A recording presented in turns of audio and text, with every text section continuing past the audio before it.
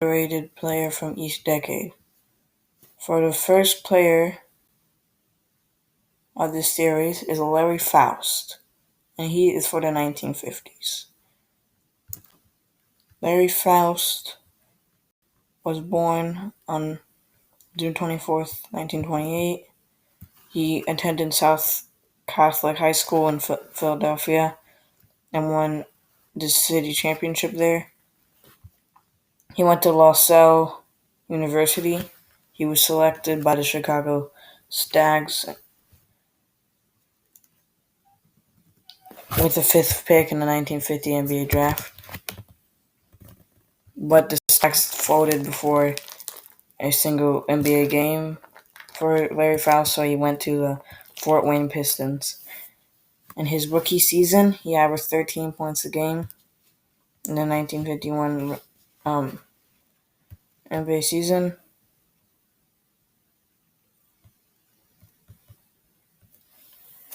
He also averaged 10 rebounds a game, and this would start one of his many double-double seasons for the Pistons.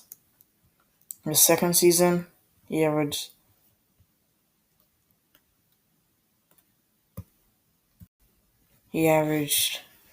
16 points a game and 13 rebounds, and he made the All-NBA second team for the first time. First time he made an All-NBA team. He'd also become an All-Star, which would become a recurring theme in his career. Next season, he had a bit of a down year. Didn't have really a major injury or anything. He just only averaged 14 and 12. 14 and 11.5, but I rounded up, sorry. And then in 1954, he had another solid double-double of 15 and 13. Then he had his highest scoring season in his career. He averaged 17 points a game, 10 rebounds, had a league-leading 48% field goal percentage, which nowadays, for a center, that's almost isn't even good. But back then, that was the league-leading, which really shows how the NBA has changed. And he was the All-NBA first team. Also forgot to add that he was the league leader in rebounds in 1952. Sorry. After that great season in 1955,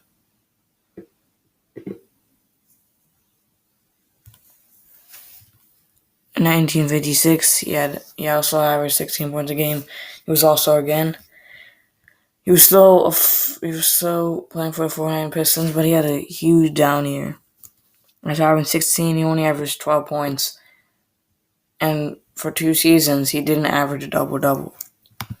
If you were wondering what was going down in the playoffs, Fort Wayne Pistons were good, but they weren't good enough to get really deep into the playoffs. In 1955, he played 11 games and actually beat the Minneapolis Lakers, but they lost by 1 point in the NBA Finals, which had he won an NBA championship, this was before NBA Finals MVPs, but had he won one, he probably would have been in the excuse me. Sorry about that. Probably would be in the NBA Hall of Fame by now. If it wasn't for 92-91. It was a very close game, but he ended up losing. Sorry. In 1954, he only played 4 games, and he just struggled there. 1956. Again, played a lot of games in the playoffs.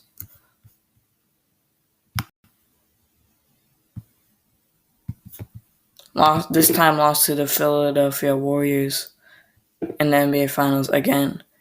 Yes, you heard that right. They lost in the NBA Finals 2 years in a row. 2 times he had a great chance to become an NBA champion, but he missed it. 1957, they only played 2 games. That was the year that he struggled. He played very well in those 2 games, but they were eliminated. 1959, the minute after 1958, he left the Fort Wayne Pistons and went to the Lakers, who were bad his first season. He averaged 17 and 12 and was still an All-Star. 59 was his last All-Star appearance. He averaged 12 and 9. 59 was also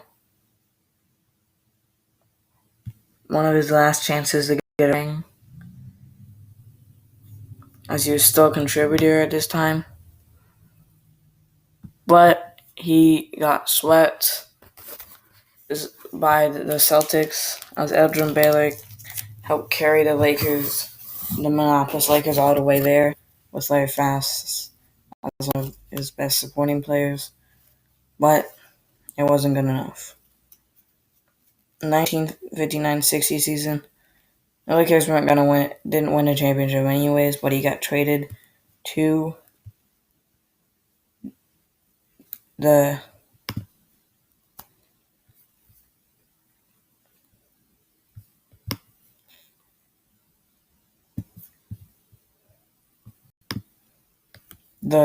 Hawks, St. Louis Hawks, who lost again for the third time in the NBA Finals.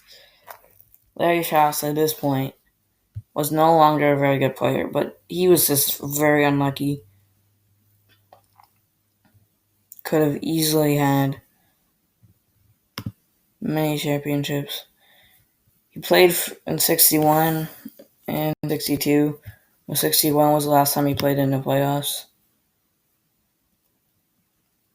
In 61, again, they lost to none other than the Bill Russell Celtics 4 times. He was on a team that lost the NBA Finals, which is just crazy. Other than like Elgin Baylor and Jerry West, you don't usually see players Jerry West ended up winning a ring, but other than Elgin Baylor, you don't usually see players lose that many times and not win an NBA championship. Larry Foust was one of those players. He played for the St. Louis Hawks in 62. By this point, he wasn't even averaging 10 points a game, but he was still a contributor. It wasn't like he was just It wasn't like he was just an awful player. He just wasn't the player he used to be. After 62, he retired as the Hawks' so-called dynasty was over. Bob Pettit and wasn't the player he used to be. In total, he was an 8-time All-Star, 2-time All-NBA, and 1 time was an All-NBA first-team player. And up until 1959, he was an All-Star type player. He also was a rebounding leader, but for his career, only averaged 14 points a game. He wasn't really a volume scorer, as his highest season, he only averaged 17 points a game. He was a very good rebounder, and for his career, he averaged 10 rebounds a game. He had a 12-year career, so it wasn't like he didn't play enough seasons. To this day, he has the most All-Star appearances with not being in the Hall of Fame. 8 All-Star appearances. Some all-time greats don't have that many. And even top 75 players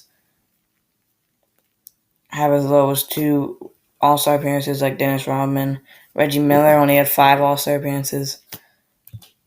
Yet it's not like he just didn't make an All-NBA team. He made the All-NBA first team and the All-NBA second team.